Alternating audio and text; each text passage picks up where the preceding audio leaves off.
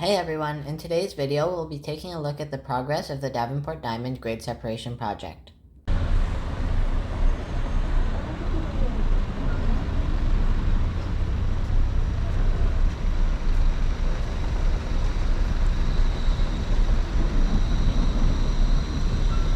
We checked out the progress of this project back in May, but since then the elevated guideway has seen a lot of progress and is now almost complete.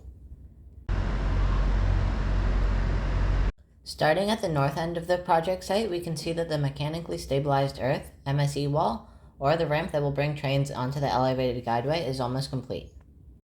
The most notable addition to the MSE wall on the north end is the noise walls that have been installed. Personally, I don't really like how these noise walls look, but I'm sure it will blend in with the rest of the project over time. From the north end, we can see that the gaps in the elevated guideway, mainly near DuPont, have been filled in. From another location, we can see the bridge going over the Canadian Pacific freight train tracks. While short, this bridge is the most important part of the project because it's what will enable frequent every 15-minute or better GO train service on the Barrie line. Going south to DuPont, we can see that the elevated guideway has been extended farther south than from where it had been built in the spring. What was just a short couple hundred meters of guideway a couple months ago is now over 500 meters, stretching from DuPont to Wallace Avenue. It's hard not to be impressed with how fast this project is being built. In only a few months, this section of the project has gone from merely being pillars in the ground to a near-complete elevated guideway.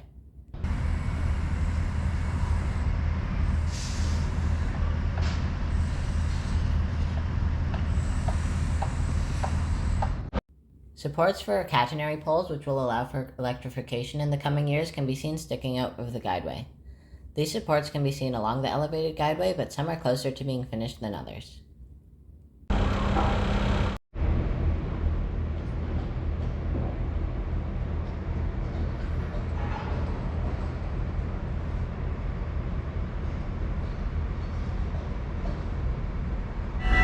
Just a few weeks ago, the metal bridge above Wallace Avenue was installed. Interestingly, this bridge is a sand green color as opposed to the raw metal look of the bridge above the CP tracks. Once this bridge is open, it will eliminate GO Transit's last railway crossing in downtown Toronto. The concrete girders that make up the guideway were lifted onto the support pillars here at Wallace, which means this was one of the last sections of guideway to be built. Surprisingly, there was a truck on the elevated guideway by Wallace. I would assume it came up the south MSE wall, which suggests that the walls are almost ready to have track installed. The MSE wall on the south side of the project starts at Wallace and has continued to be built, with the ramp now extending all the way to Bloor. By Patton Road, the new pedestrian tunnel underneath the south MSE wall has taken shape. Just a few months ago, the MSE wall and pedestrian tunnel were nowhere to be seen.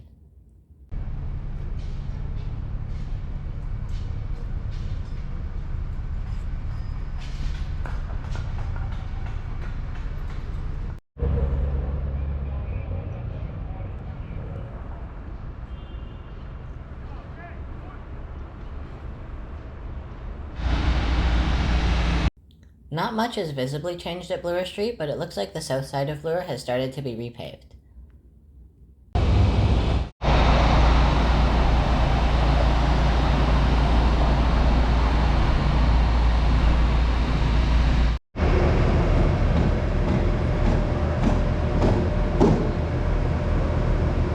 Like most of GO expansion, this project is less known than the rapid transit lines being built in Toronto, but it will still have a massive impact for transit riders and is almost complete.